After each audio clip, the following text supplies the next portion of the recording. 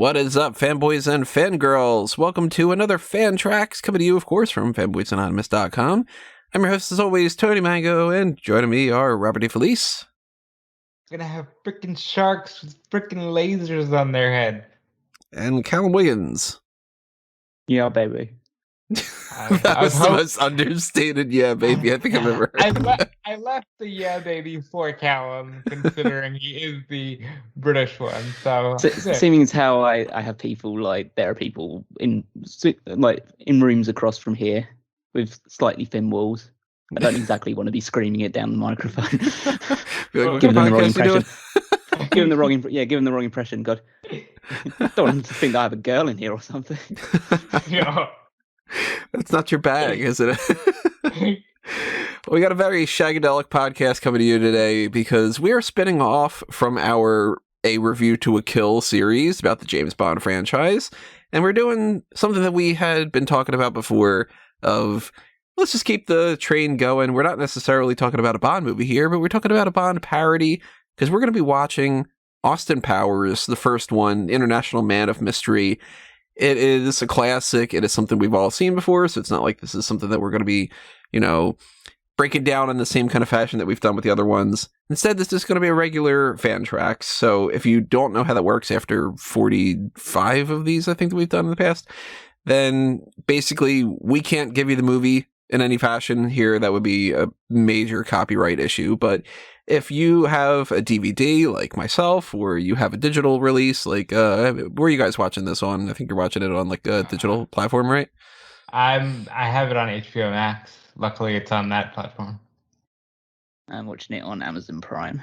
Yeah, so I mean, there's lots of different ways to do this. I've got one of those old school DVDs. So I'm in not even widescreen. Like, what are you doing here? I'm sure that this was probably around 2000 when I bought this DVD, because it's one of those like cardboard flap kind of DVDs. But it'll still work the same. It's still the same movie. It's not like this is going to be like, oh man, this is the one with, 30 extra minutes of deleted scenes or something. We're not watching like some supercut of Lord of the Rings here. But whatever it is that you're watching this on, what we're going to do is we're going to give you a countdown of 3, 2, 1, play, and we're all going to hit play at the same time on, I've got like play movie, and then it's going to go into the New Line Cinema logo. I'm assuming that everybody else has the same sort of deal. And, if you sync it up correctly with us, you'll be able to watch it along, hear us shoot the shit and chat it up and all that good stuff. So you guys all set to get ready to go? Of course. Yep. All right. And hopefully you listening are as well. If not, just pause it, because that's how this works. Because we're going to get this started in 3, 2, 1, play. New Line Cinema coming up here. Bum, bum, bum, bum. Good music in this movie, too. So it has been God knows how long since I've seen this film. I've seen it, I don't know, maybe about a dozen times, just generally speaking. So I'm sure I remember most of the movie, but at one point, this is like the peak of comedy for me.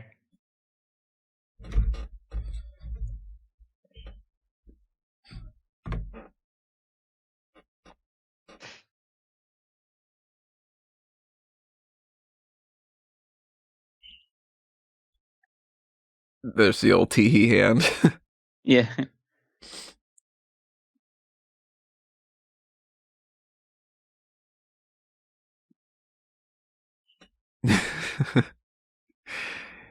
I'm curious to see how many jokes land better now that you guys have watched all the films.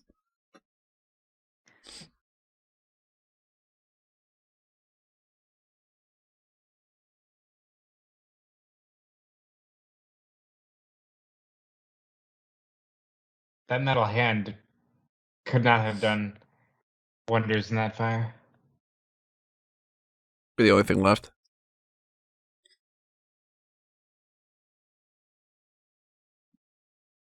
Because even though, like, some of these tropes are things that everybody knows, even if you've not watched the series, I'm sure that, like, a reference like that to, like, Thunderball would be a lot more like, oh man, that's so cool, like, that's a Thunderball reference. Like how, when I first watched this, I wasn't as deep into the Bond series I was, obviously, by this point, because I had started watching a couple years before this.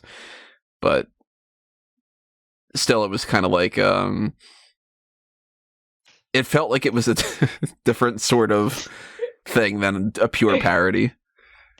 I like the fact that, like, because they make it obvious from the first scene that it is a Bond parody for people that obviously know the series. But then you see Austin Powers the first time, just think, okay, they're not trying to go with like a spy that's just really bungling. Like, I'd say Johnny English is more like a typical just spy that's not good at his job. Right. This is a different character.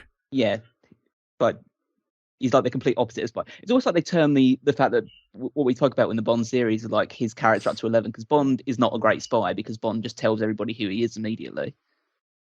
Whereas Austin is just completely out there. Like he's a celebrity spy. Right. And not even just like a regular celebrity spy either, but like the most bombastic character that's standing out above the rest of them too. So even if he wasn't well known, he's going to stand out in a crowd. I think they've done quite a good job of capturing the 60s vibe here. Nice, all the cars, the outfits. How great's the song too? So good. In a way, it's almost as iconic as the main Bond thing. Yeah, it's got anyone that's seen the movie can just like immediately pick it out. Is that like Lin-Manuel Miranda behind him? Did you see that guy? Look just like him. I'd be curious if there are any kind of cameos like that. They're probably not for this one, but for later on.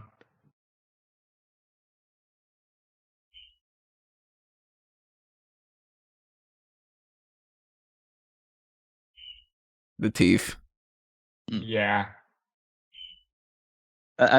Maybe I think that Austin Powers is I don't know whether it's like he's playing off the trend that British all have bad teeth, or he's the one that started the belief that all British people have bad teeth. The most amazing thing about this is that I had no idea after watching this movie, because I wasn't super familiar with Mike Myers beyond, because I hadn't seen Wayne's World before I'd seen this, or like I'd seen this and then I'd seen Trek, and so actually finding out that he's not either British or Scottish was kind of wild to me. Yeah, he's just some kind of freaky Canadian. Yeah, I didn't know that he was Canadian either, because for me, for SNL, Mike Myers, I thought that he was from like Ohio or something. You know? Yeah.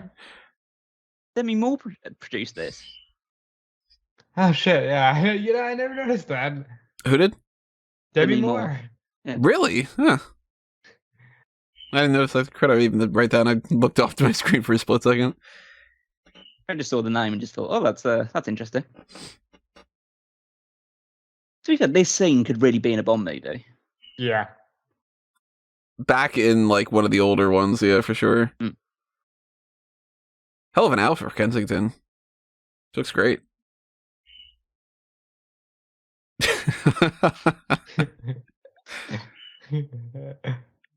Because this is a Bond parody. And now he's got the tattoo. it's so like, it's so bad with that. It's a man.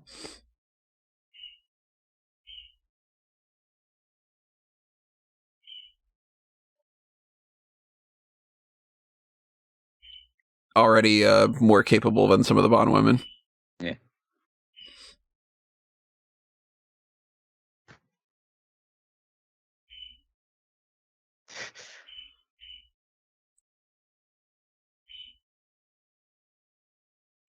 Even just the way that they run up the steps is just like pretty stupid. Yeah. I do like they stall the reveal. Yeah. But you know, like from the very start, that this is a Blofeld parody as well. From the specifically "You Only Live Twice" kind of era. Yeah. Why didn't you just, shoot him? Right. Like, well, I mean, look at the Bond series. Why don't they just shoot Bond? I imagine they just like tried to bring him in, like into custody. What are your thoughts on Big Boy?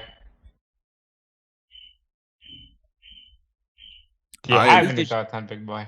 But those special effects are actually still better than Die Another Day. So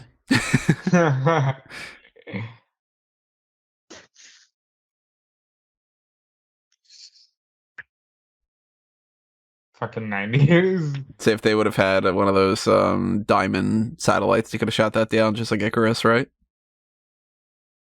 It's the big boy.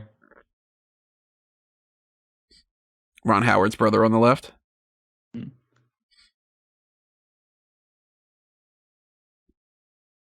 Really? I can see it now, but I never knew he had a brother. Yep. Cliff Howard.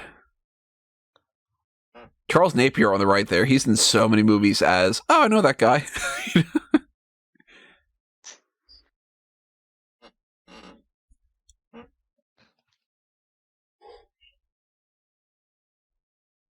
It's gone.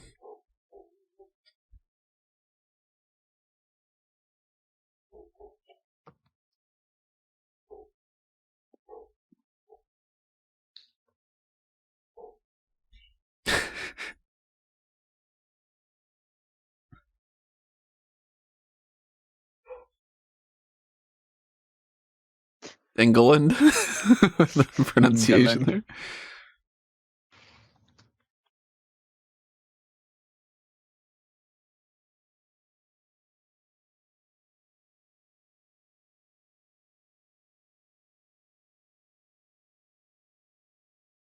Well, it's a good thing that the British bail us out after World War III, according to The Simpsons. They're going to get that prediction right, too. Gary Coleman. God, I hope not. Too soon. Vanilla Ice. God, all these people are actually dead in real life. Yeah, Vanilla Ice isn't dead. No, I still alive. His career's dead, but...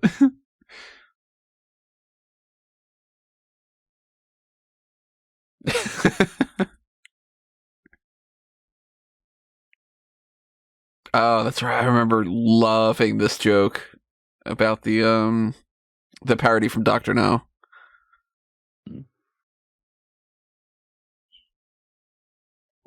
Warm liquid goofies, I think, right? Yeah.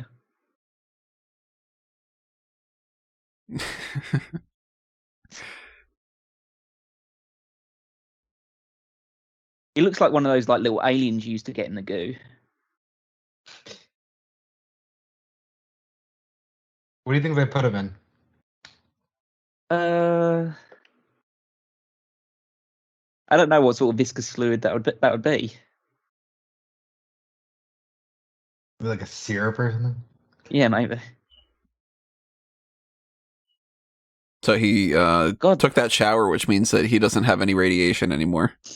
And took it far quicker. It took it far quicker than he did in the actual Doctor No movie. Right.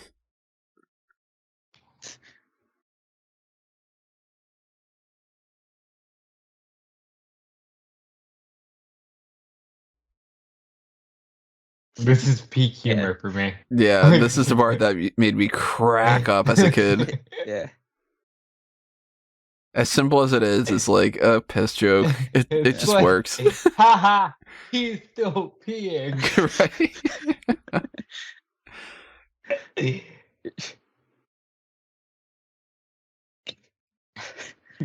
We've all been there, right?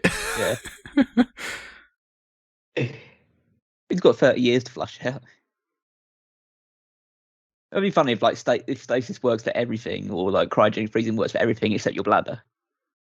Oh god.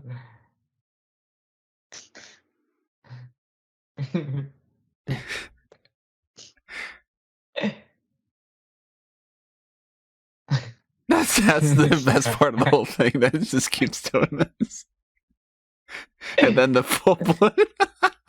Yeah. Great comedic timing. Oh, he's excellent.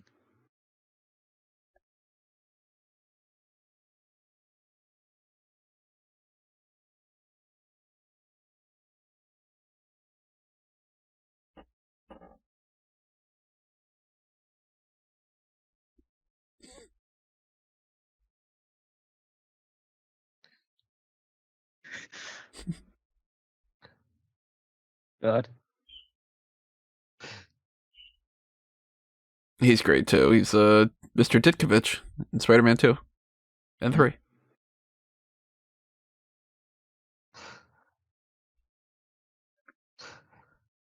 Oh god.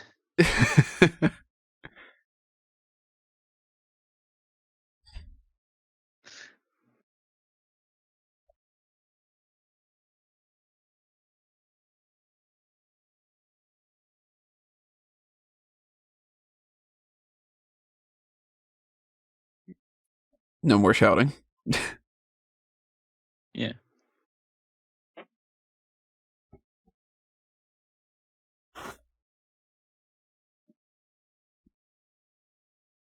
Talk about peak something or other. Yeah. Yeah. Liz Hurley has from like the start of this and has always been like a top tenor. Mm.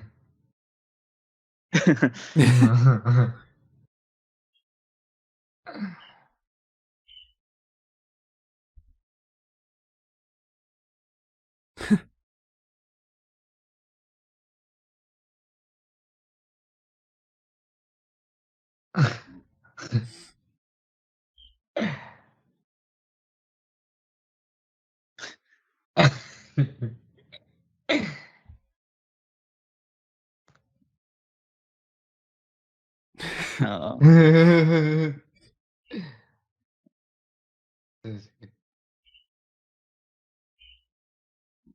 This is a good joke. That's something you would do. You would totally write down danger powers just so you could say danger's my middle name. Exactly.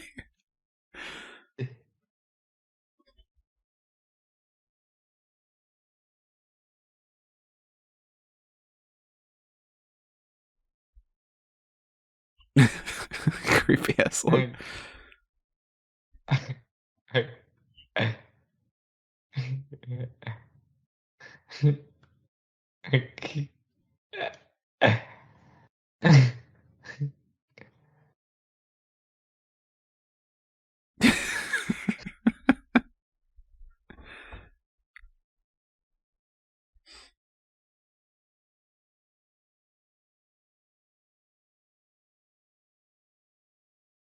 It's such a.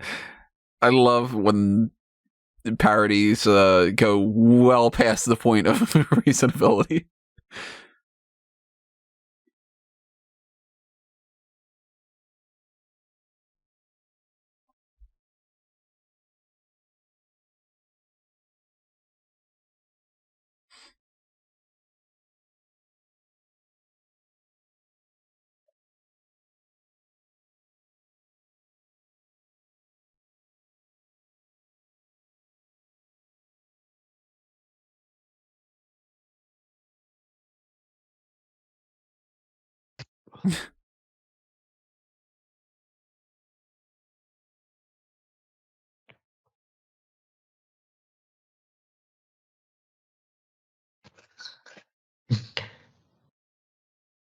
A little.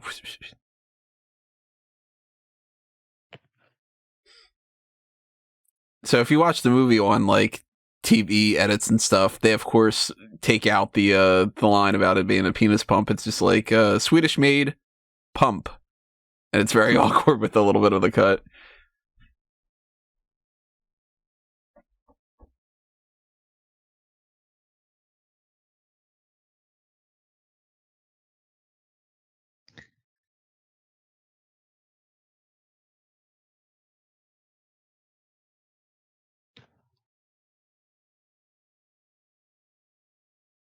Little cutaways are fun.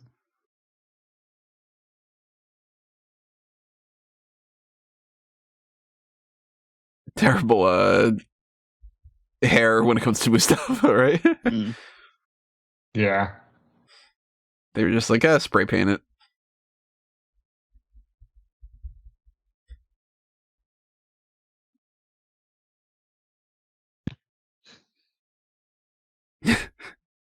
Mm.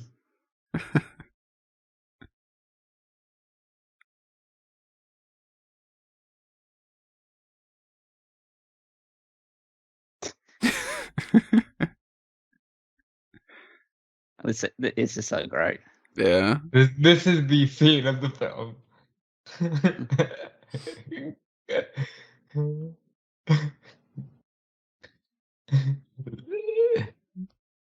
This is still when Will Ferrell's kind of like he's known for SNL and stuff He's like that. not. He's not really known. Yeah, it's the Night at the Roxbury. Maybe that's it. And it's before he gets into let me do the Will Ferrell shtick too.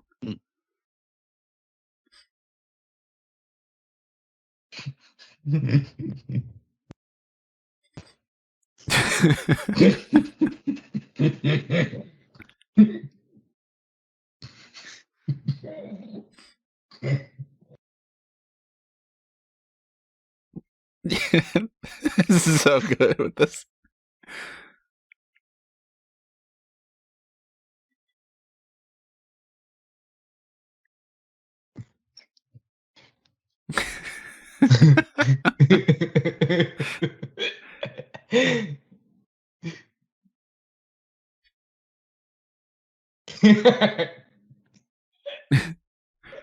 Oh.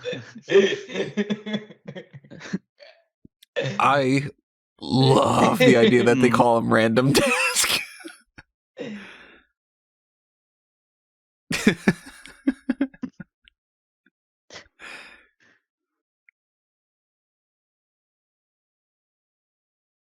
This dude's in like prison or something now. Yeah, I think so.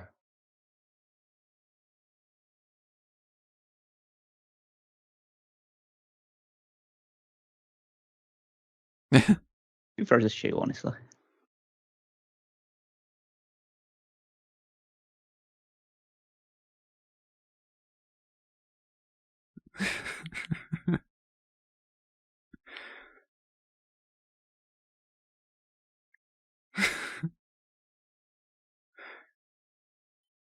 It's such a basic joke. Yeah. Just that they laugh at it as well.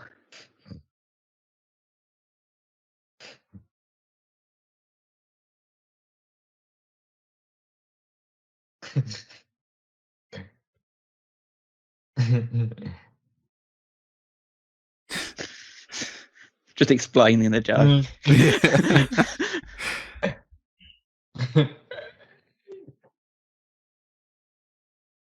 It's so good. Great casting for number 2, right? Yeah. I mean, for Frau, too. Rosa Kleb. Like, she pulls off this whole idea of parodying that character. Mm.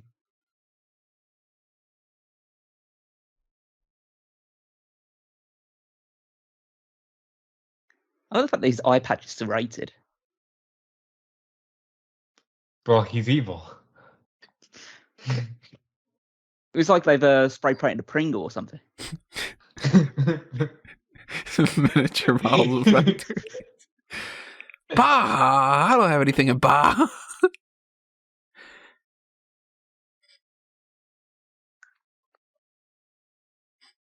That right there with the chair is a joke I would have played around with on set, for sure. I would have been like, wouldn't it be funny if chair just kind of slides?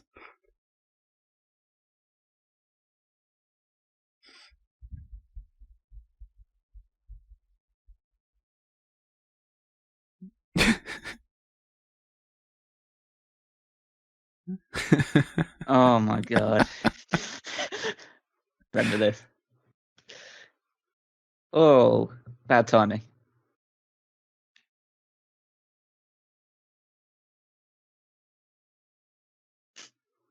Oh god, this is like months before that happened. The Diana stuff happened.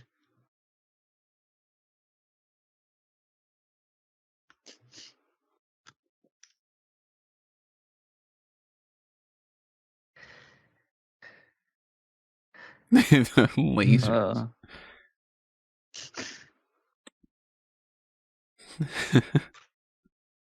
Just like, oh, goddamn. Oh god.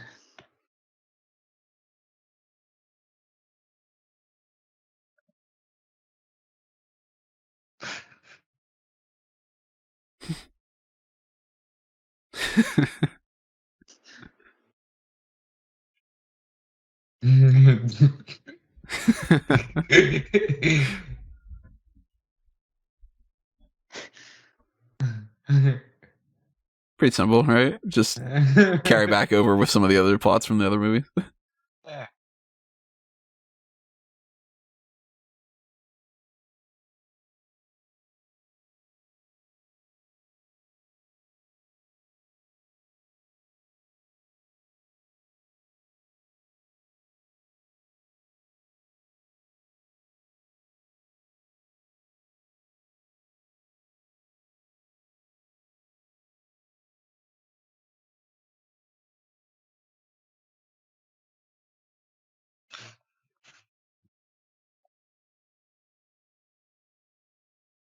$100.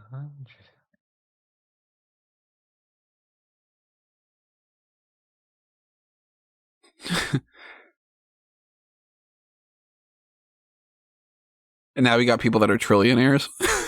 Yeah.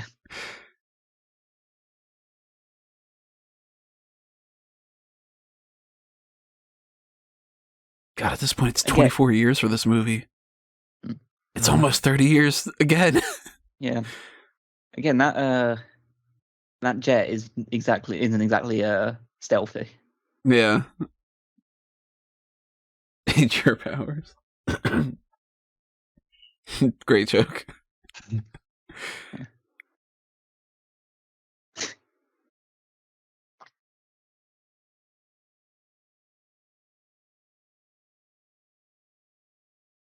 Cunning linguist.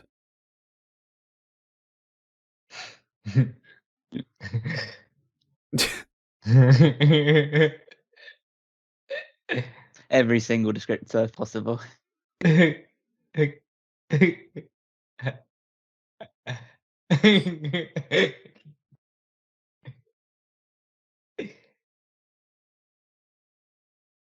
did give his libido a rest. Mm.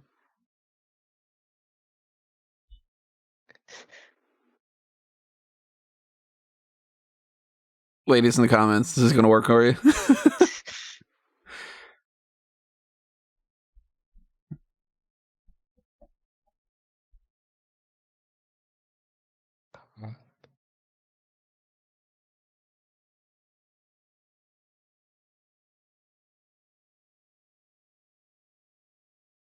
Why would she go over there? Like, Right. Yeah, exactly. Can't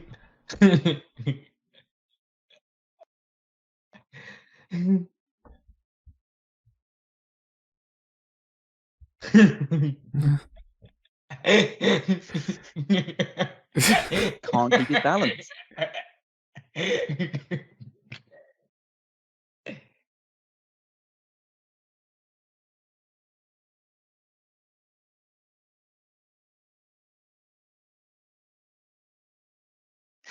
We've all been there, right, boys?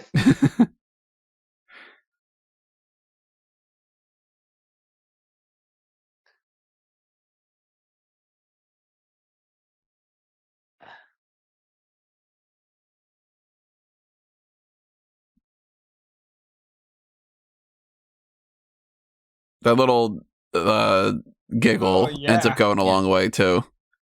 Mm. Well, he's just like Bond in that regard. It's like, because Bond is just like a dick. Yeah, he's awful. And it's not like Austin's not a dick. He's just a bit like He's forward. Stupid. Forward was the word I was forward. thinking, yeah. Yeah. And so, but like, because he's charismatic, she's falling for it. So, I love the touch of her always being like, Sky! this is my I think this is my introduction to Seth Green as well. Yeah. Yeah, mine too. Mine was Can't Hardly Wait.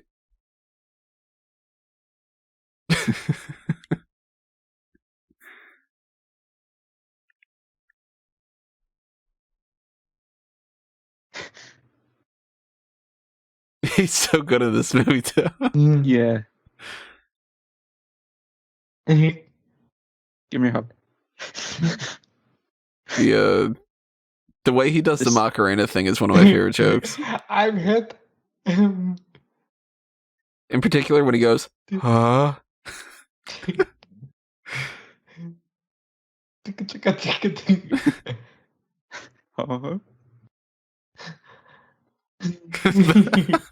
just won't stop.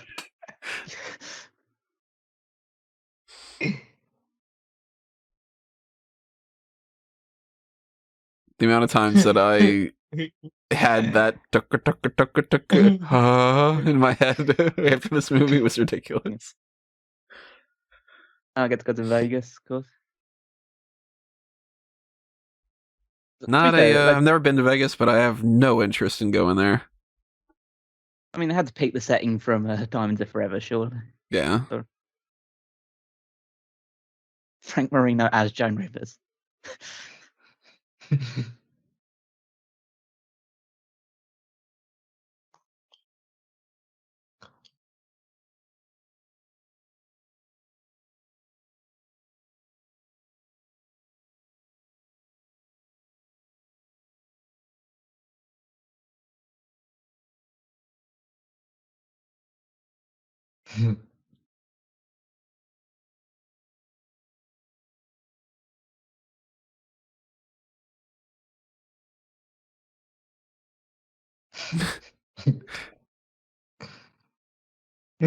How's your father? Very Cockney rhyming slang. In and around this.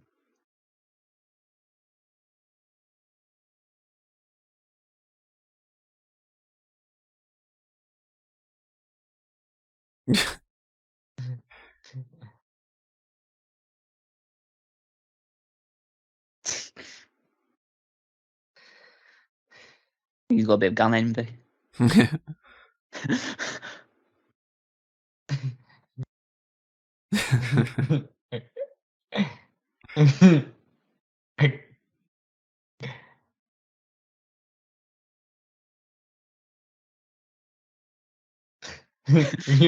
Richard.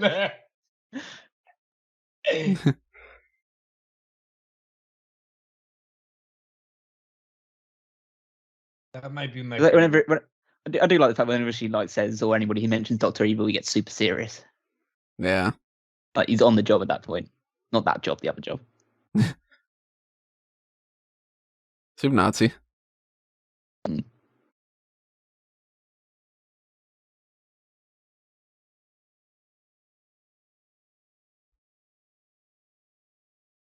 Now, does this scene register even better after watching Thunderball as well?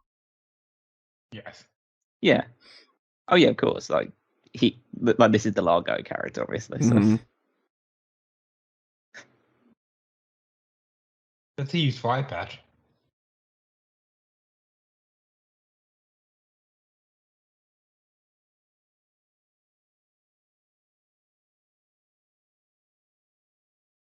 And this is a very me joke too with the Yeah.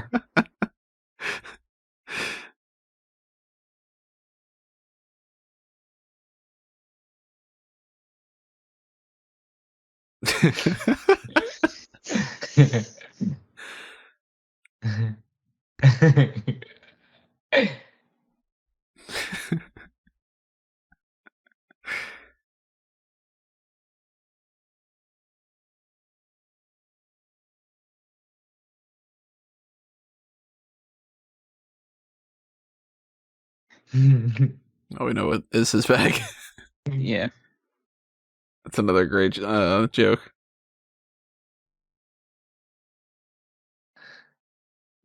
His name is number 2. Yeah.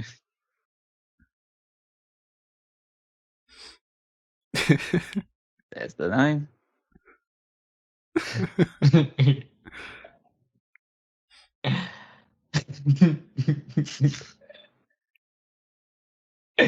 Never mind.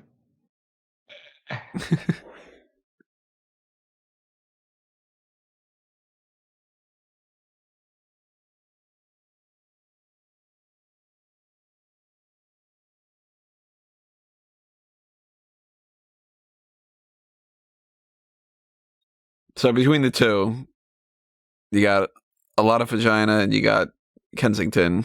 Who are you picking? Well, I think it's in the name. Kensington, obviously. Yeah, I go with Kensington. I'd ultimately go Kensington too. Yeah. And I think that, like, part of me, I've seen her in so many roles over the years that I don't know how she, how she was brought up to have that accent. just because it's just so refined and it's so unbelievably fake British. Like, that's the sort of voice that someone would put on if they're pretending to be British. For ignorant Americans like us, we're like, oh, she's British. Yeah. Yeah, but I've like seen her in so many things, and her accent is consistent, so it makes me believe that like that's her actual voice. I just don't know how they. I'm pretty sure it is. Well, I'm almost certain it is, but that's just the odd thing about it.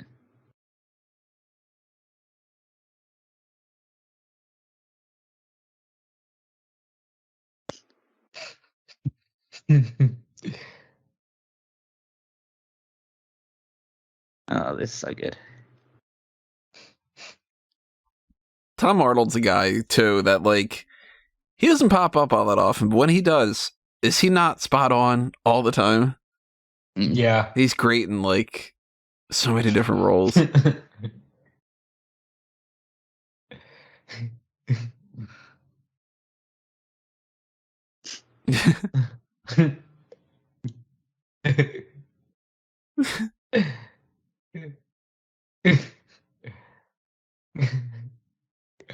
I don't know if anybody else would pull off the same sort of awkwardness as Tom Arnold in this part. Yeah.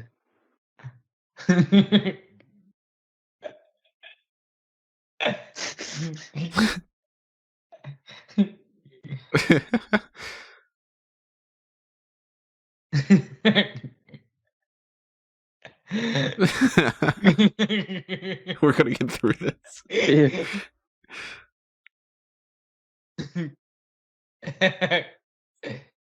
Good old courtesy flush. Yeah. Oh. They finally got his lucky shot.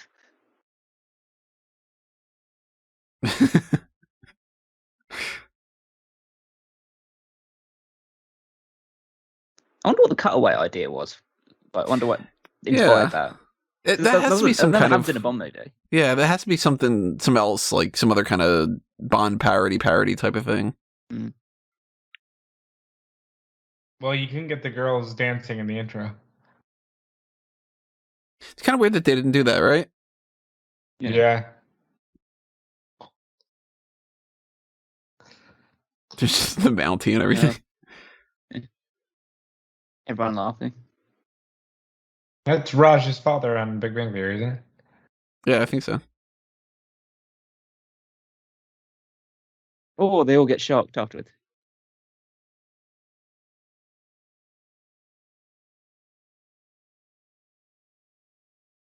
Your medical school.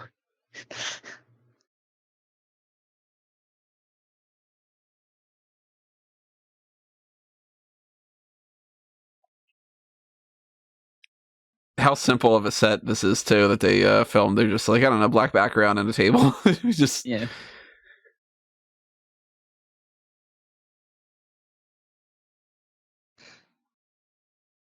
Doesn't the guy on the far left look like the most like bargain basement Robert De Niro? Yeah. He's never explained either. He's just there.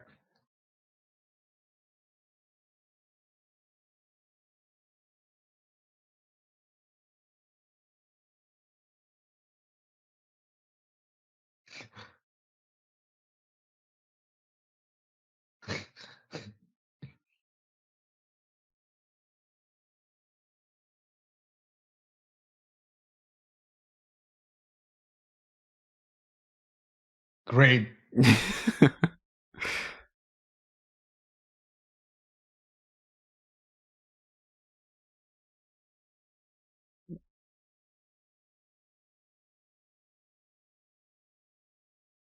I like that her mom's like, you know, I would have.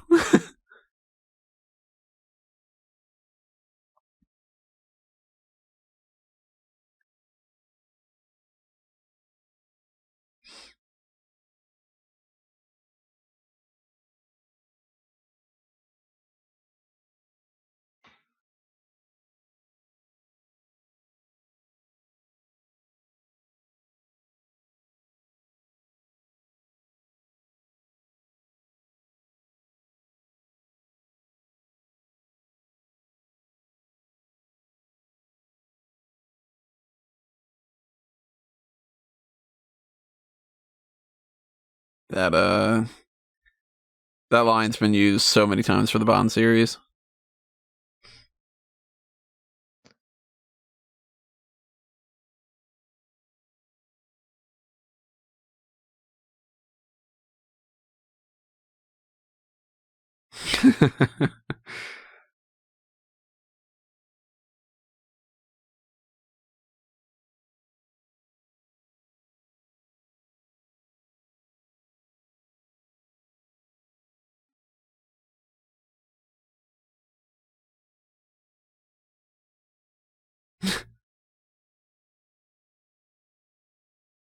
Again, how great of a joke is it just to be like, well, let's parody Odd Job. What do we call him? Random Task. Yeah.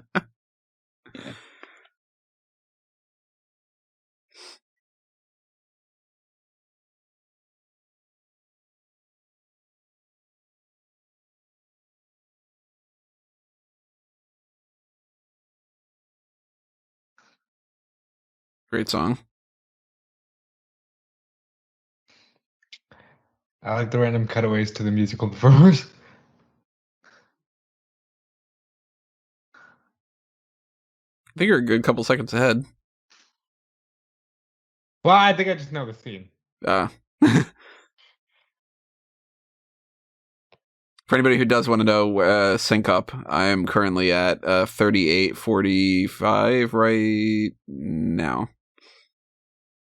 Just in case anybody's doing that. It should be on the screen. But then again, who's really watching the YouTube screen at this point other than the movie? So. Her Majesty's Vegas tours.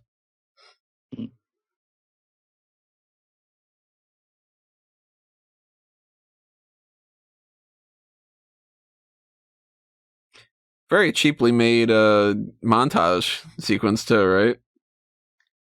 Yeah. This is a very low budget film, Yeah. and it did terrible in theaters. Absolutely awful in theaters. And then it got on HBO, and people were like, you know what? That's really funny. Ended up getting 2 sequels out of it just from...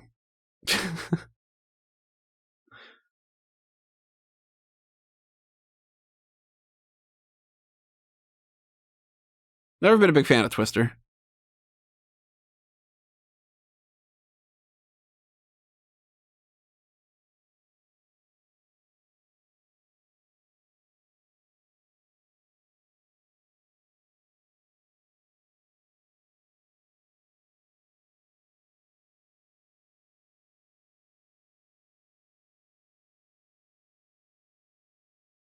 These are such dad jokes. Yeah. They're pretty great, though. Yeah. And Always that's love how he dad loves jokes.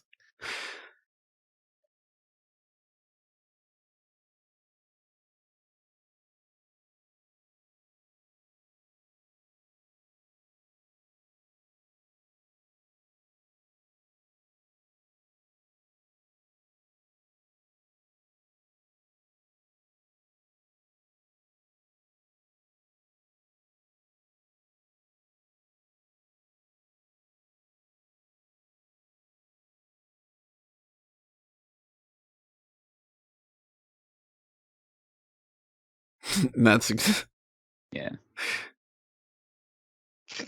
That's totally. Oh god.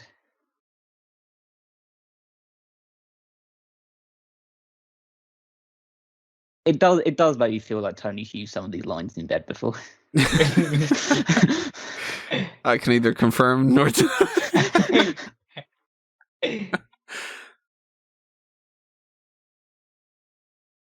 Hey, look at that. Austin Powers has more morals than James Bond. Yeah. I tell you, that's a line I've used. You're drunk, it's not right.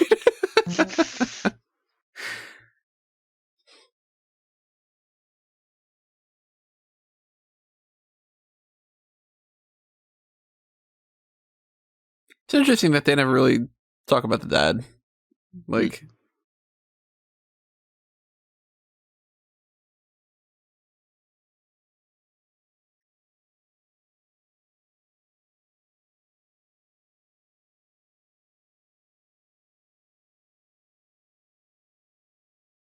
you would think that maybe in the sequel they would have made him one of the main villains or something. Would have been good. Well, they never actually have a villain outside of Dr. Evil. Well, I have Goldmember and Fat Bastard. Sure. Fat Bastard's more of a henchman. Yeah. Got those old laptops too. Look at that. Look at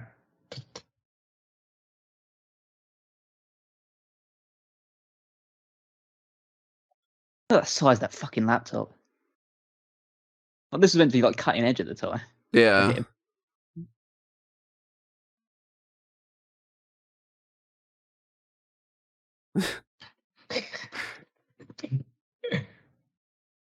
I mean, our first laptop that we had gotten was probably around that size. Those things were monstrous. Mm. But it's just the quality of the video and everything like that. It's just... Yeah, well, that video is definitely better quality still, even. Yeah. Now, of course, we get a little bit of You Only Live Twice. Again, a lot of You Only Live Twice in this movie. A lot of You Only Live Twice in Thunderball, more than anything else. Which kind of is interesting that they like 2 back-to-back movies like that. Yeah, but this transitions from You Only Live Twice into View to a Kill. Yeah, View to a Kill, yeah. Polar. Yeah. Carrot Top movie. Fucking hell. I reckon Carrot Top was a thing. Wonder what he's up to these days. Probably still in Vegas.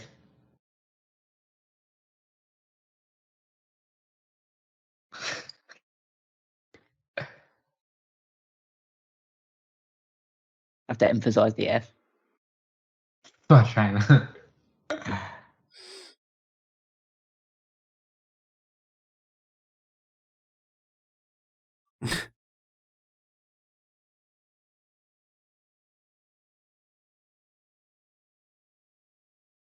Another great song. And a Bond song, for that matter.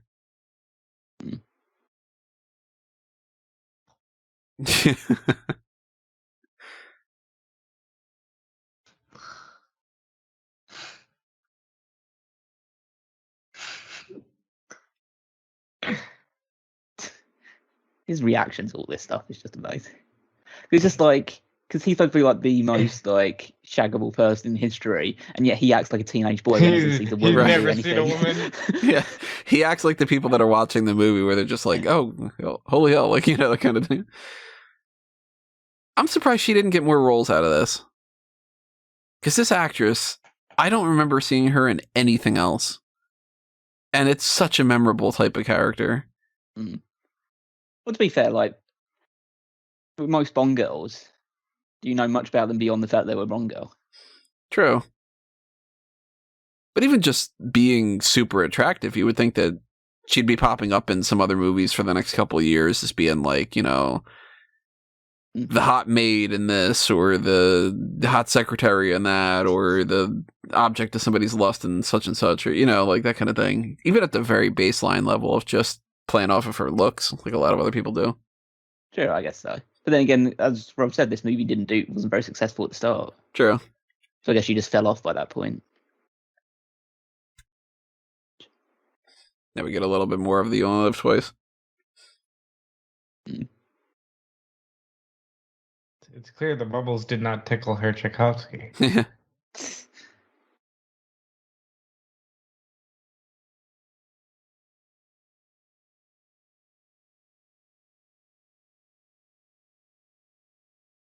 Why would he have a fucking business card? Yeah.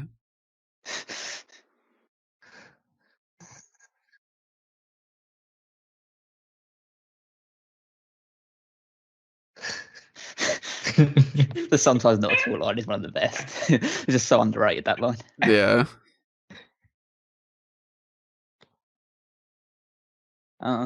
Bond's most consumed drink.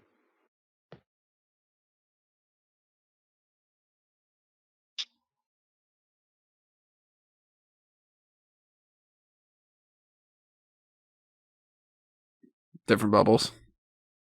Mm.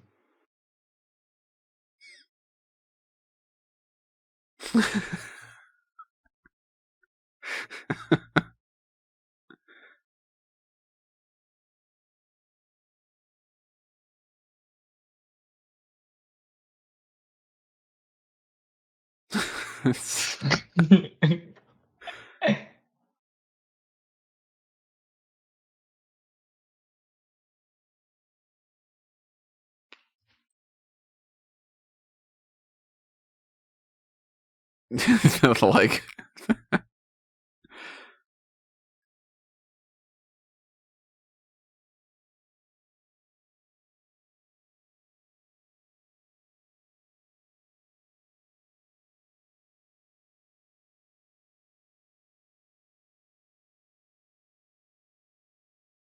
And these cutaways are good because they just change it just immediately. You can go from one scene to another without having to worry too much. yeah. Without trying to make some sort of like good transition. It's funny how the fembots have become like that became one of the big takeaways of this movie is that term. Oh my god. Yeah, this inspired a whole race of like people that are just a whole group of people that would just create like fake women essentially. Like it's like the next progression from the blow up doll. Yeah. Her screaming is so good.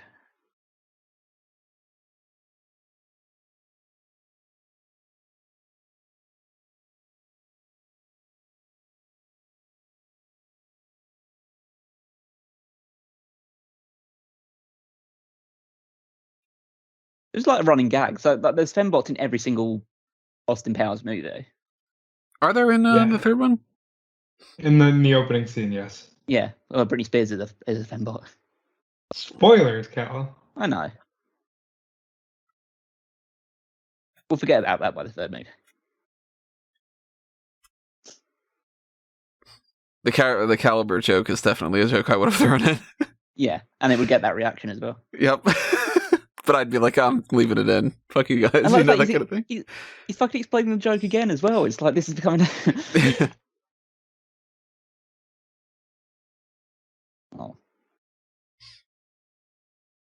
I don't know whether I'm like I hate that cat because of that, or it's just like I'd actually want to have a cat like that. It's a hairless cat, so it's probably very easy to take care of. Wouldn't make much of a mess. Hypoallergenic. Yeah.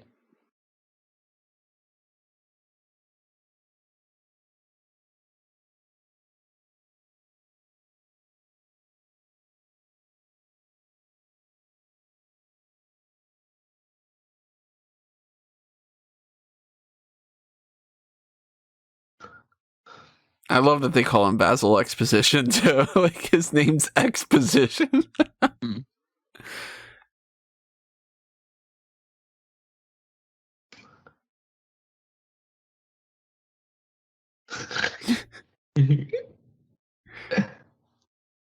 Mm.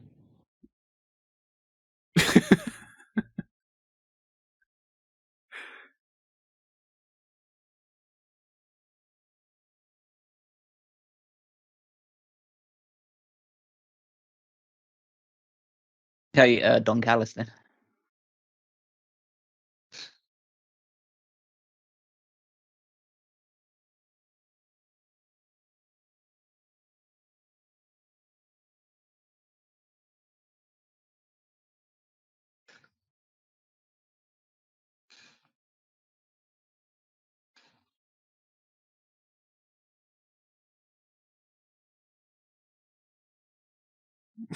This is so great. I forgot about this. Mm.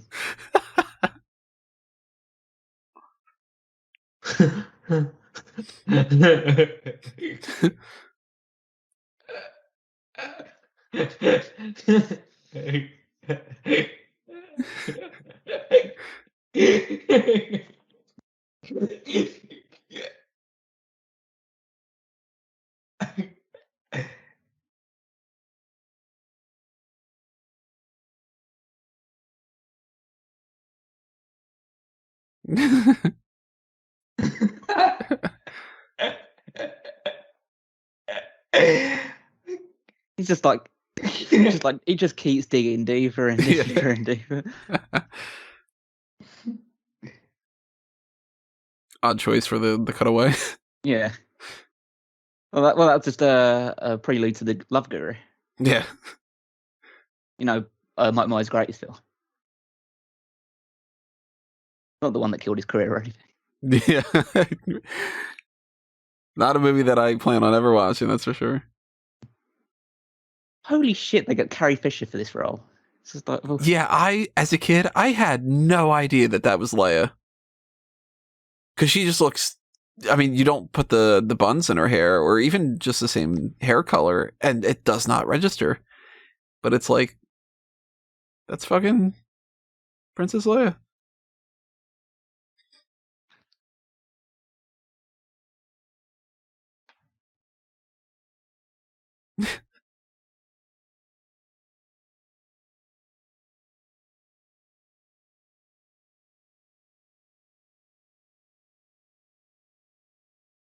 Their interactions are some of the best parts of the entire movie. Oh yeah. And that's why it carries over into the 3 different films. Yeah.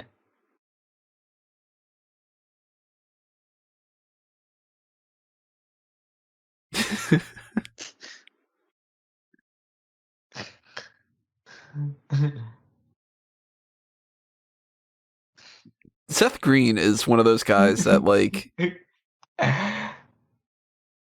he gives it everything for whatever roles he's in.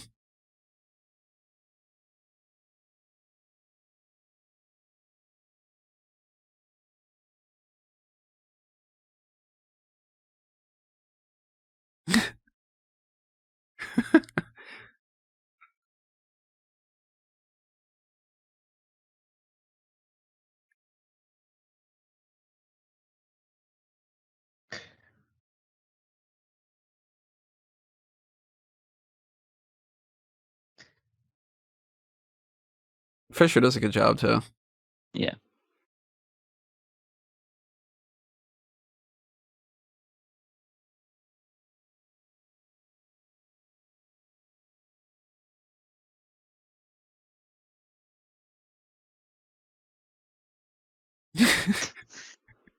The description is amazing. The question mark. Chestnut's a big laser.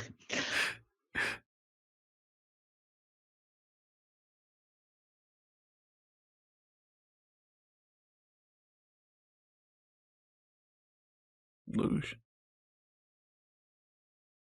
Meat helmet.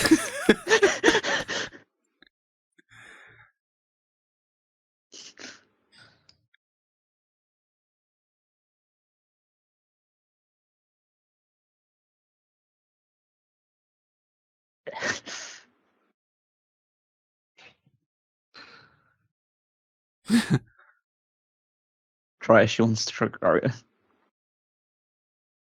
Use go to Manscaped. Use that code. That's right. Use that code, promo code SMARK. SMARK.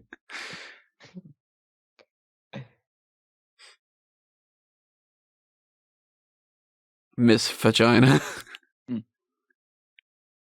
Fagina.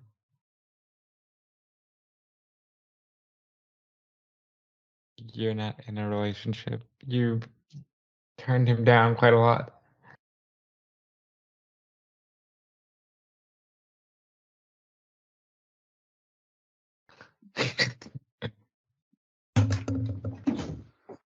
Yeah, quite repellent, right? You know?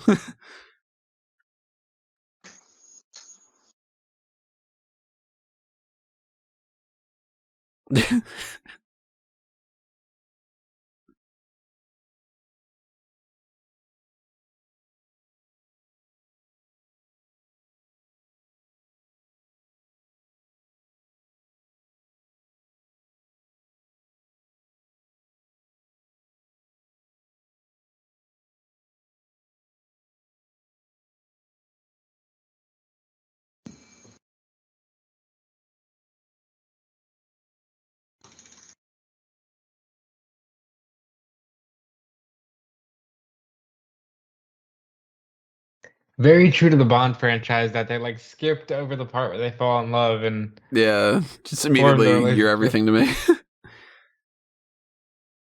And then, of course, in the next movie,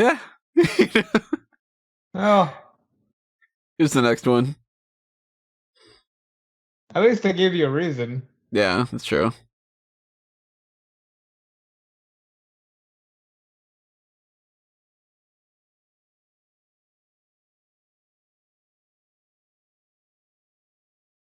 It's like, you totally got him.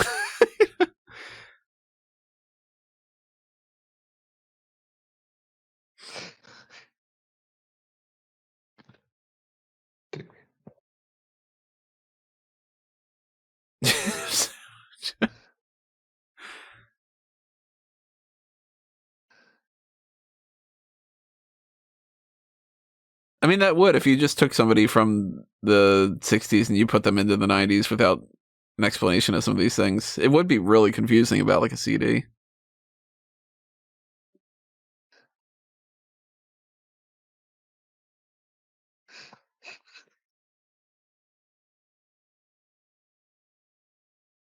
Get it?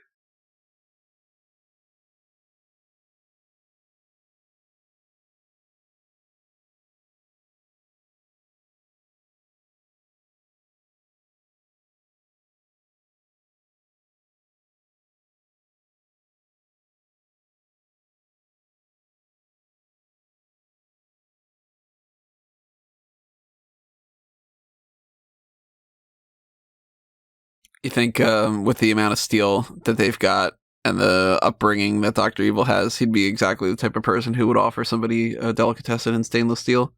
You would.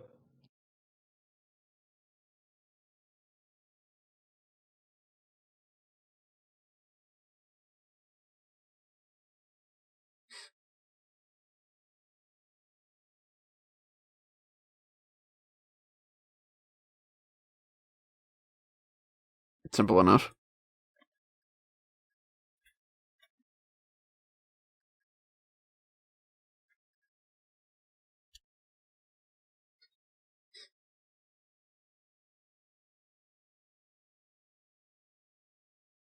The judo chops too, yeah. It's funny because there's no chops in judo.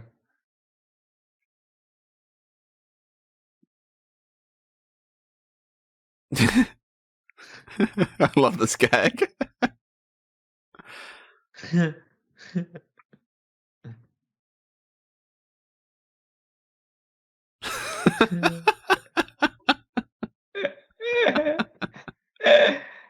Oh, I love even more that after they run him over, they just stop. And then, all right, let's go. Like, they could have just... Good sound.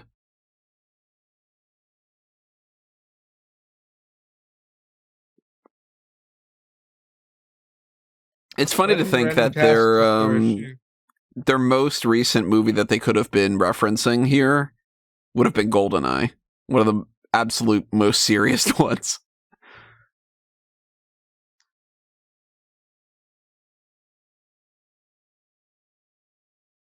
Even though Tomorrow Never Dies came out the same year, but different story. Yeah, but this is totally out first. Wait, no, this is 1999, right? 7. It takes place in 7, but I think it comes out in 99. Yeah, it comes out in 7. Oh, it does? Okay. So yeah, Tomorrow Never Dies would have either not been out or...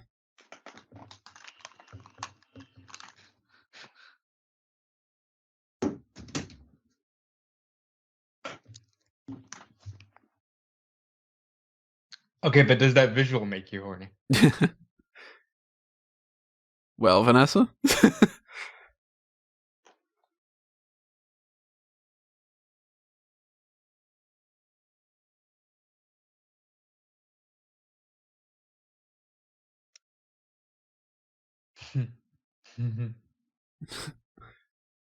Were you guys ever fans of Beavis and Butthead?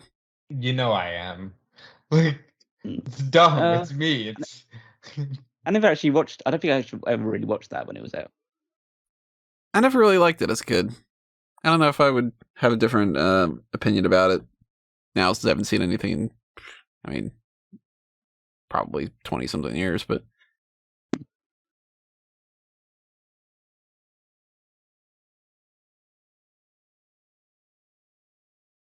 I like the off-brand "Smells Like Teen Spirit" plays every time he walks into a room.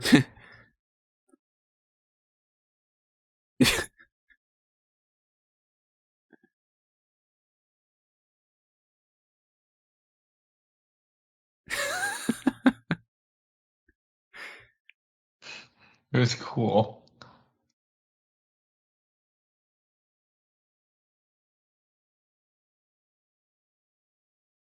He's cool. It's just...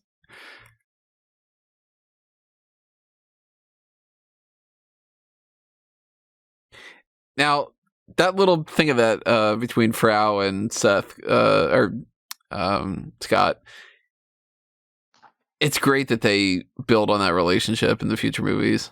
Yeah. This is the best.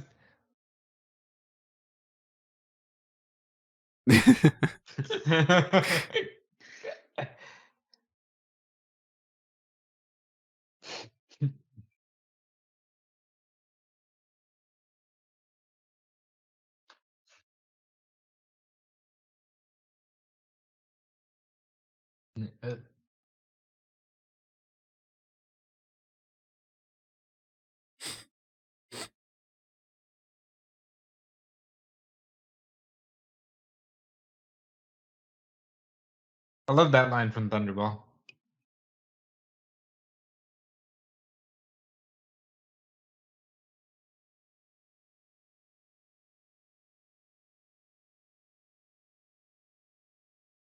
Big takeaway from these films is the sharks with the laser beams. Mm.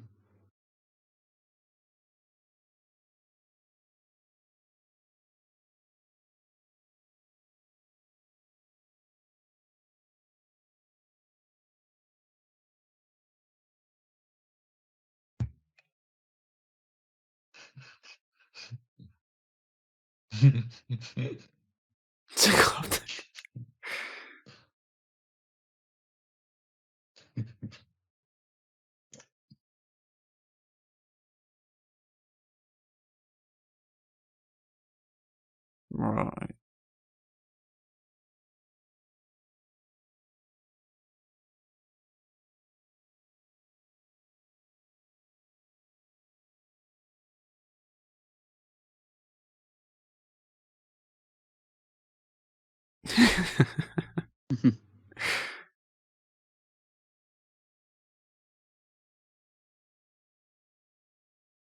It's so great that they call out the shit. Yeah.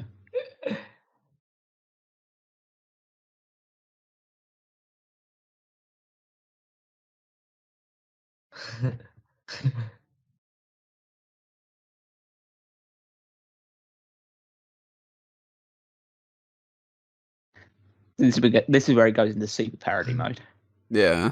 where they're being so self-aware about all this stuff.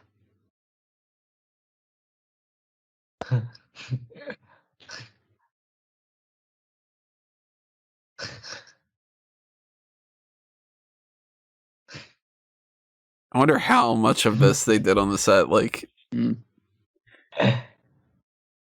minutes and minutes worth of extras.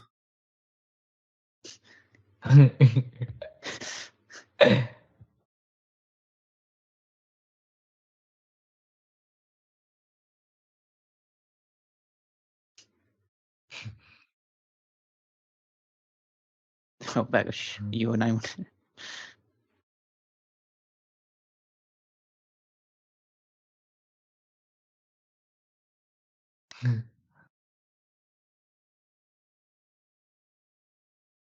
Guard just watches this. Yeah.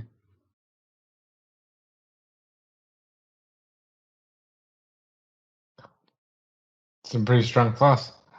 Yeah. That's so unnecessary.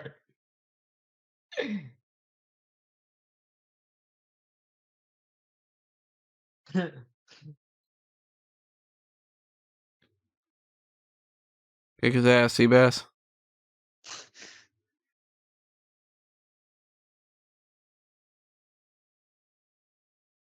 I love when they start getting into these like post-death pun kind of things. Yeah.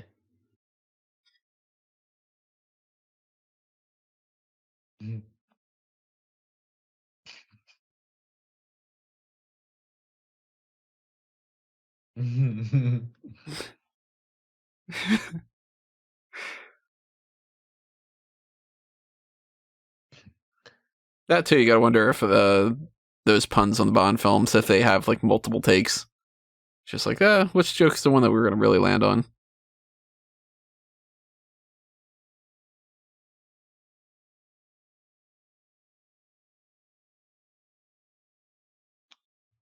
Get Rob Lowe for this as well.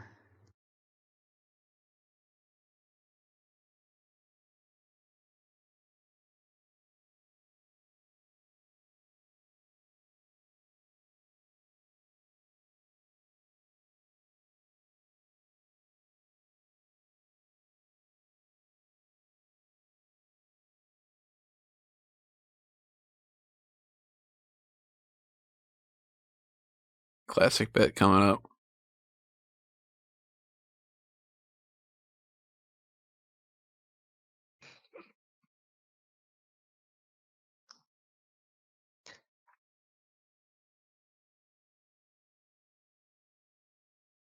This very easily could have been cut if they would have been like, we're trying to figure out some way to trim some time.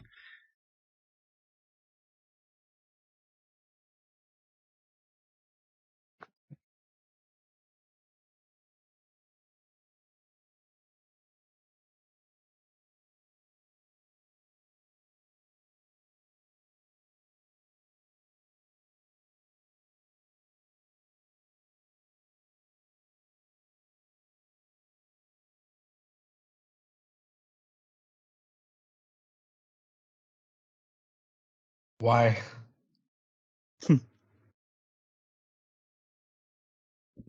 Really good Doctor No. Homage, parody, whatever you want to call it.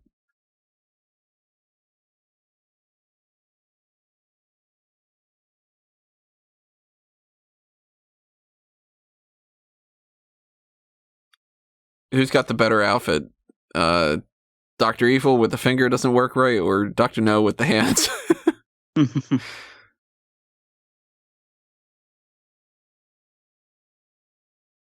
I'd overall say Dr. Evil. I mean, I always loved the hands. Yeah. Like, that's a thing. One of the best scenes in cinema. About to come across the screen. Yeah.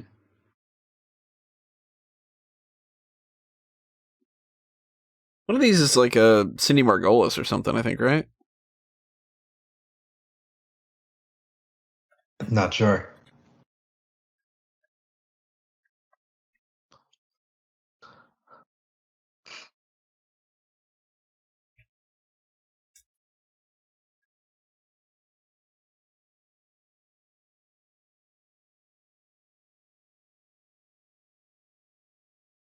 Hey, time lapse. What's that? There was like a little time lapse on that where everything was moving quicker.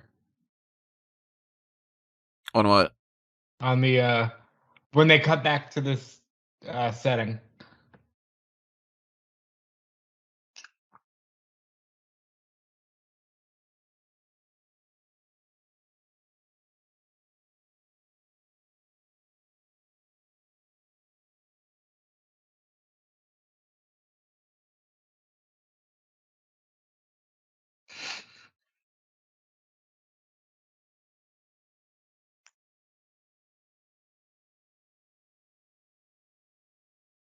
Good touch having her wear the same outfit as her mom, too. Agreed. if not just for the sake of seeing Liz Hurley like that.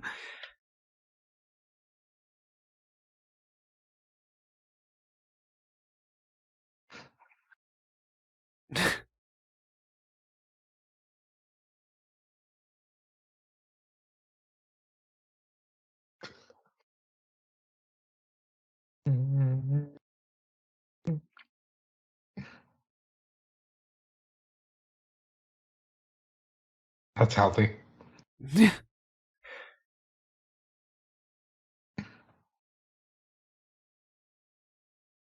I wonder how they were doing this scene and not like Just losing it all the time. yeah, not laughing about a lot of it.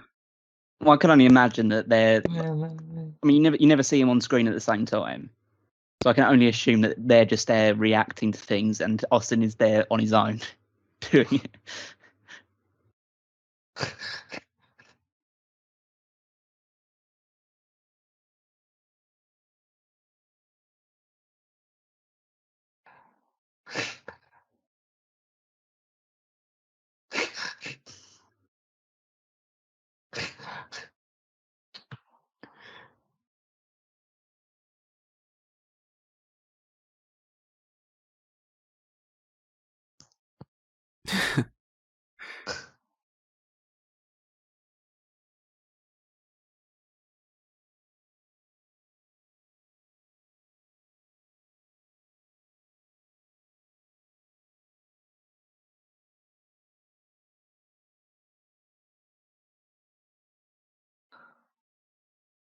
Japanese.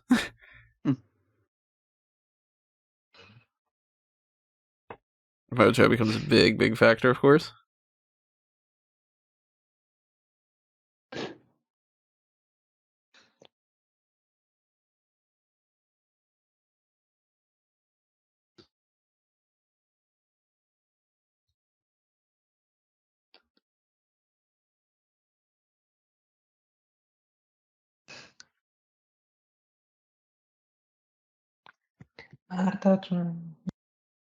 You're gonna have the song stuck in your head all day. Yeah.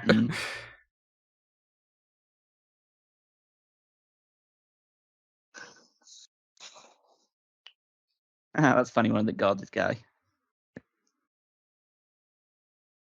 But now I think that you're way behind us now. Probably, yeah. To be honest, I've been way behind you the entire movie for some reason. Really? That's weird.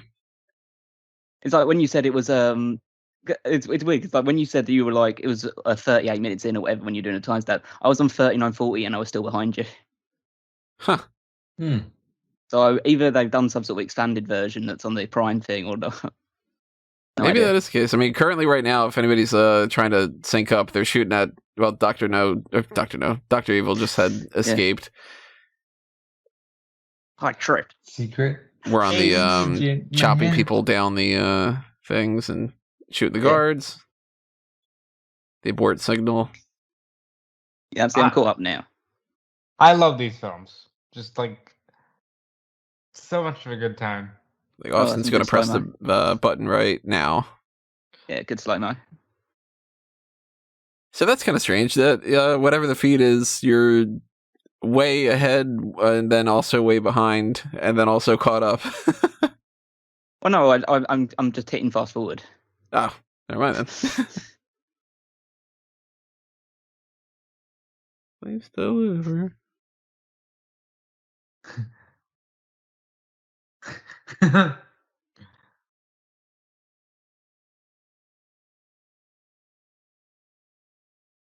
mean, I do appreciate the fact that the reason why they do that joke, like the you and I thing, is because it's both Mike Myers. But then they play it back, they bring it back later in the movie and make it even more sensical. And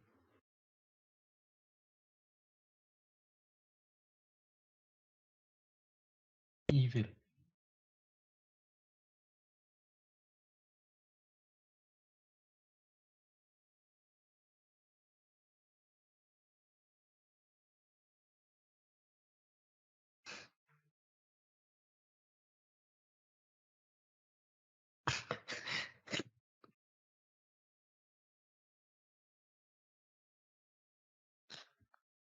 That's 2021 in a nutshell.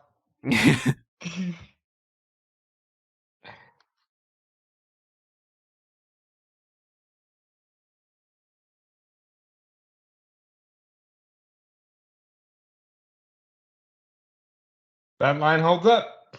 What, the aging hipster one? Yeah. Yeah.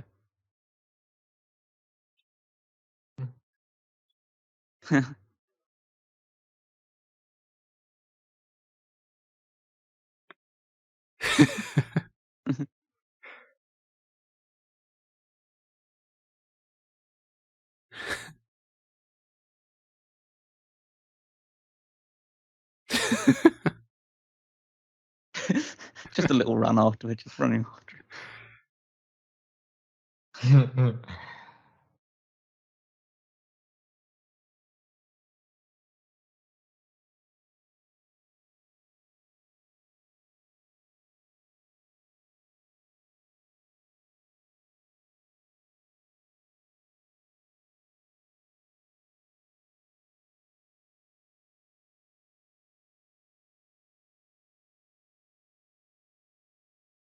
Even more true.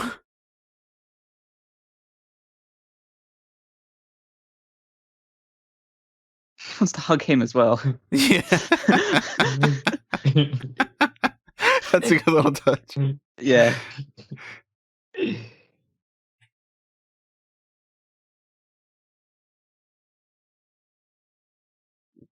Does it help if you announce judo chop ahead of time? Yeah.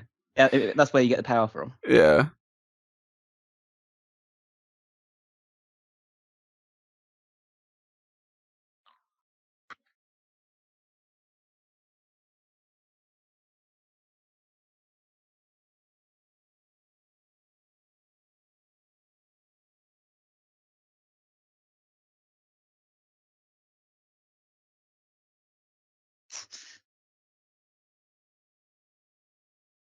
There with the orange sherbet.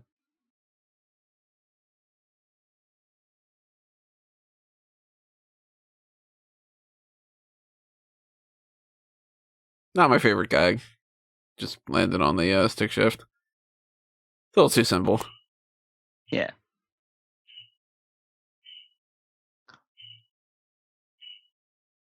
Just love the dragged up footage they get for this. Yeah. Stock footage. Yeah. To be fair, if they did that with the regular Bond movie when they used to do the mushroom cloud explosions in the ocean and stuff like that. Yeah. Can't remember which movie that was, but it's definitely one of the earlier ones.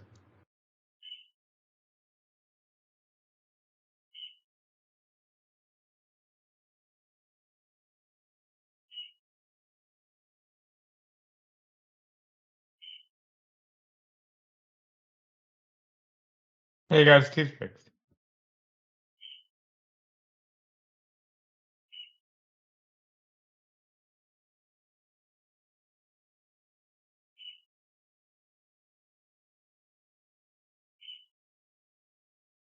This is great. What are they using? With a phone? Yeah. Casio something earlier. Well, good, thanks, Tony. That much I can see.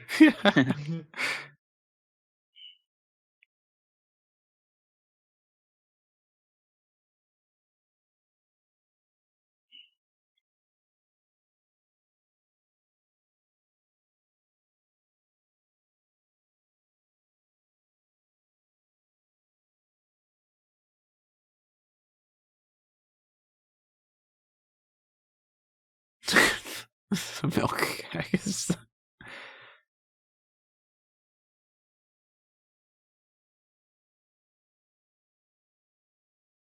Doesn't happen until the third movie.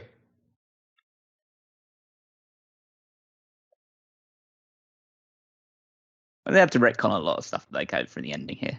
Yeah. Like his fixed teeth and all this. He doesn't have the teeth are fixed in the next movie? I can't remember. I assume that he has to have some sort of crookedness to it.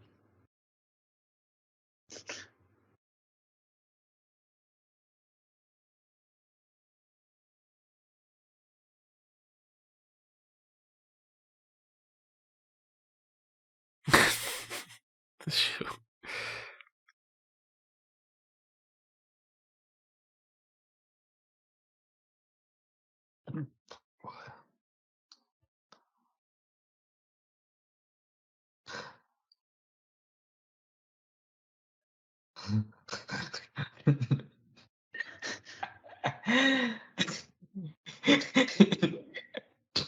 It's such a great line.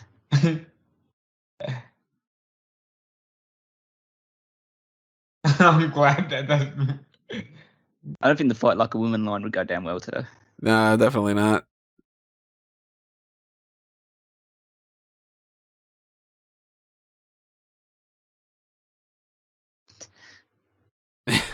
Trying to Hell grab of a way to everything useful.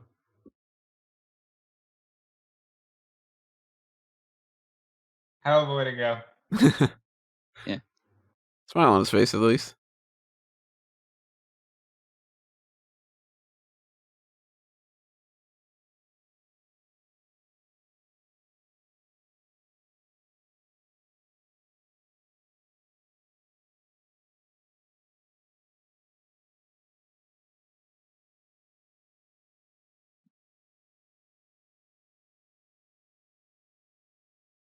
Looks like a giant.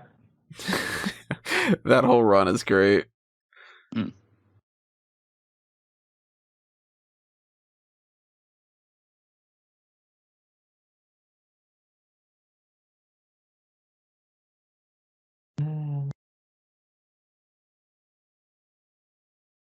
Yeah, there's the end. That's such a good tie. They never use this song again.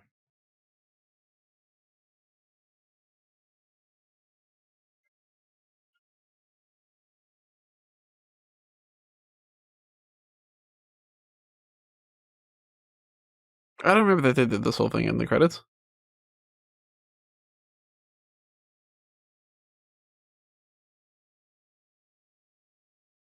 Wonder if they ever used like the photos from this in like a photo shoot or something. Right, yeah. Okay, so yeah, Cindy Margolis is one of the fembots. Okay. I don't recognize the name of the other ones. Yeah, I don't either.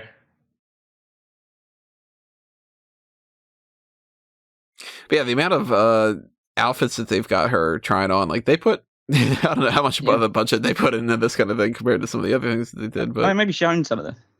maybe, yeah, could have been some promotional thing or something too. Like, yeah, maybe it's like some fashion shoot thing where it's like we're showing off a lot of the outfits from this type of designer or whatever. Yeah, true. I kind of wonder why they ever thought they needed to make Austin have a secondary profession. Why does he have to be a fashion photographer on top of being an international spy? Yeah. Because it's not like, I guess Bond has his Universal experts. Yeah, but he never has to really Do anything. Be in an office or something like that. And actually, like he just says that I'm from International Exports, but like he can just say, "Oh, I'm a fashion photographer." Maybe it's a holdover from like a previous script or something.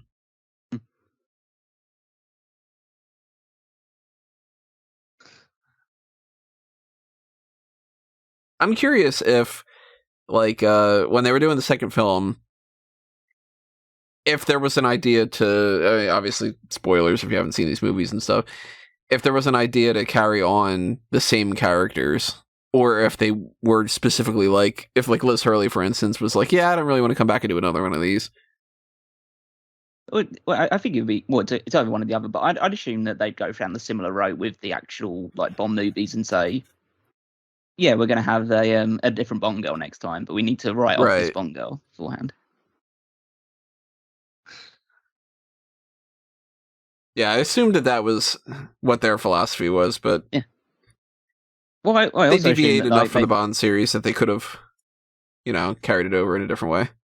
Well, yeah, but then I'm also thinking that there's a really good chance they thought this wasn't going to get a sequel, so like they decided just to end it like that. And then when it came back because the second movie is like 4 years from this, isn't it? No, it's just 2 years. I thought it was 99. I didn't know whether it was 2000.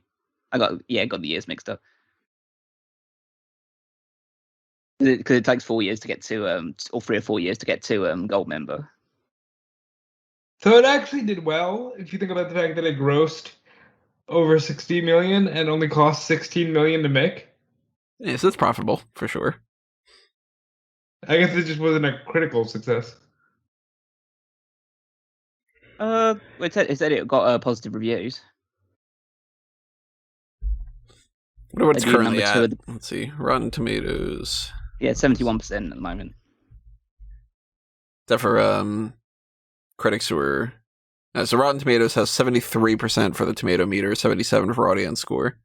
Yeah, so not like amazing, but a good score. Maybe number 2 at the box office. Okay, so, and then one of the New York critics compared it to Naked Gun. That makes a lot of sense.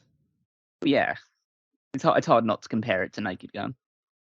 Naked Gun, way better, though, in my mind. What, better than Austin Powers? Way better. I think that it's very. I think the drop off of Naked Gun from 1 to 3 is lower. Is more significant than the drop from Austin Powers from 1 to 3. Yeah, Naked Gun, the first one, is one of the absolute best comedies that's ever been made. It's arguably my favorite, except for Robin Hood Men in Tights. The second and the third Naked Gun are just shit. Whereas, you know what you're getting with the Austin Powers one, so if you like the first one, you pretty much like the second and the third. Well, the second one's better than the first one, I think. The second Arguably, one is yeah. probably the better in terms of the comedy. It's the one I think this is probably the most best fondly. story of the 3. Yeah, but I feel like the second one is just more at that point you know what you're getting, so you're more invested in the running jokes a bit. With the third one, it goes a bit too overboard, and they get a little bit too Cheeky. Yeah, cheeky. Whereas the second one, I think they get down to that. If I'm remembering correctly, of course, because it has been so long, the third one's got some of the best jokes, but predominantly nowhere near as good. And then the second one pretty much is the better of the 3. Now we got the New Line Cinema thing back up, which means that we're at the end of the film. Drop your comments below. Tell us your thoughts on all this stuff and everything else that's going on and whatever you want to talk about. Make sure that you hit that like button, hit the share button if you want to pass this around. Subscribe to the channel if you haven't done that already. And if you want to support us in the monetary sense and you want us to do more of these kind of things, or, you know, something specific at the very least, we've got the Pick Your Poison tier on the Patreon and on the members only side of things on YouTube. So hit that join button, and whether it's the smaller tiers or it's something like that, it's greatly appreciated, whatever kind of support that you can give to us. Check out the TeePublic and Redbubble shops. If you are not into necessarily just like movie reviews in general, but you came here for specifically the Bond franchise and everything, make sure that you go back and check out A Review to a Kill. That's because we've got 30 something episodes of that series, and this is kind of why we're doing it, is, you know, spinning off of that. But we got 2 more of these coming up, so stay tuned for that. It's going to be the next week and then the week after that when we're releasing this. So yeah, that's number 1 down. Follow me at Tony Mango all over the place, and follow what these guys have going on as well. Rob is over there at DeFelice. I am. You can follow me on every single social media platform at DeFelice. And you can check out what I'm doing over at Fightful.com. And check out what Callum is doing as well, right? Over at Wigmaster14. Yep, at Wigmaster14 on Twitter. Check out smartcatmoment.com. The Power Rankings is my weekly contribution, not to that site, but check out all the other stuff on there as well. Head on over to the Small Cat Moment YouTube channel if you're interested in some retro wrestling from like the late Attitude Era, the early Ruthless Aggression era, with both Paul Heyman SmackDown and the 2001 Wrestling Odyssey. Yeah, that's it from me. And that'll do us in for this one for the FanTracks. Thank you for listening, everybody. We'll see you with the next one, but for now, it's time for us to geek out. Somebody should check on Mustafa.